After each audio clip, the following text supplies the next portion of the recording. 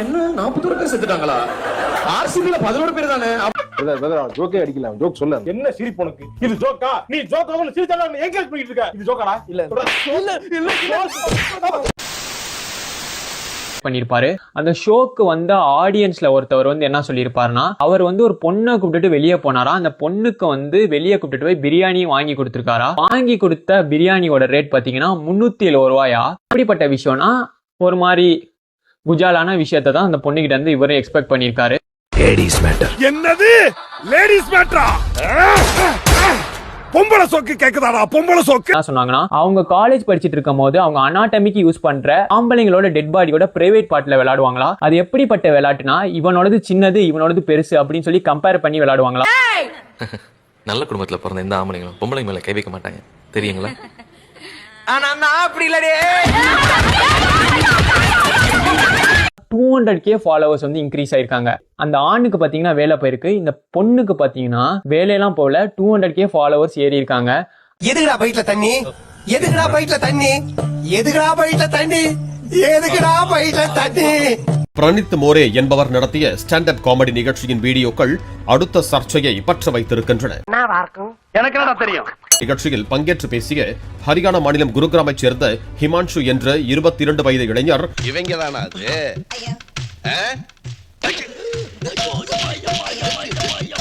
நான் ஒரு பெண்ணுடன் டேட்டிங் சென்றேன். அந்த பெண்ணிற்கு 370 ரூபாய்க்கு சிக்கன் பிரியாணி வாங்கி கொடுத்தேன்.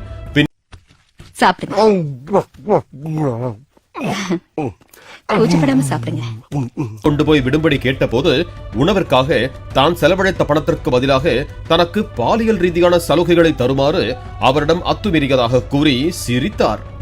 சோறு போடுறதுக்கு ட்ரெஸ், நேரத்துக்கு தூக்கம். அந்த திமிர்ல கேக்குதா பொம்பளை ஷோக்கு?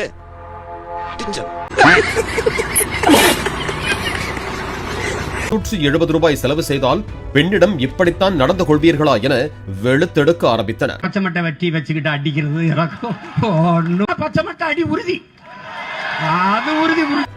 இதனைத் தொடர்ந்து ஆபாசமாக பேசிய ஹிமான்ஷு வேலை பார்த்து வந்த ஸ்டார்ட் அப் நிறுவனம், மாலா நீ ஒண்ணும் கவலைப்படாதமா, அந்த பயல ஆட்டோட வச்சு அமுக்கு. அத்தே கண்ணுல பட்டுதான் என்ன ஆயிருப்பேன். அவரை வேலையில் இருந்து நீக்கியதாக வீடியோ வெளியிட்டது.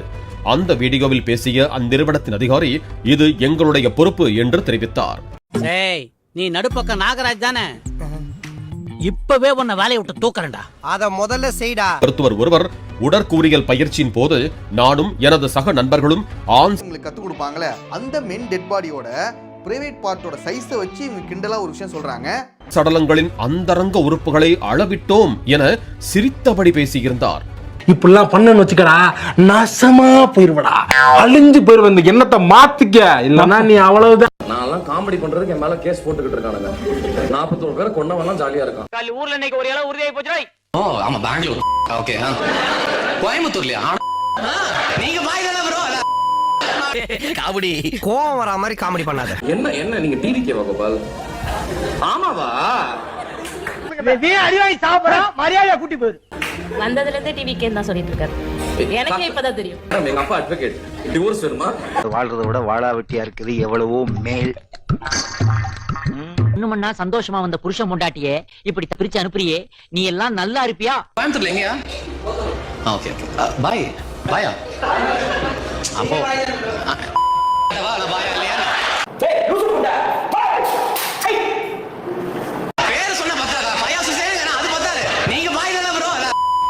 காமெடி பண்றது காமெடியான தெரியும். இப்ப சிரிக்கலாம் சார். காமெடியாக பேசுவதாக நினைத்துக் கொண்டு பெரியாரின் திருமணத்தை இழிவுபடுத்தி பேசியிருந்தது பலரையும் முகம் சுளிக்க வைத்தது. உனக்கெல்லாம் வெக்கமே இல்லையாடா? சோறு தானே திங்கிற. எரிச்சல் வருது உனக்கு. நான் கெட்ட வாரத்துல திக்கி போயிடுவேன். அப்புறம் வெத்தம் கொதிக்குது உன்னை பார்க்க போயிரு.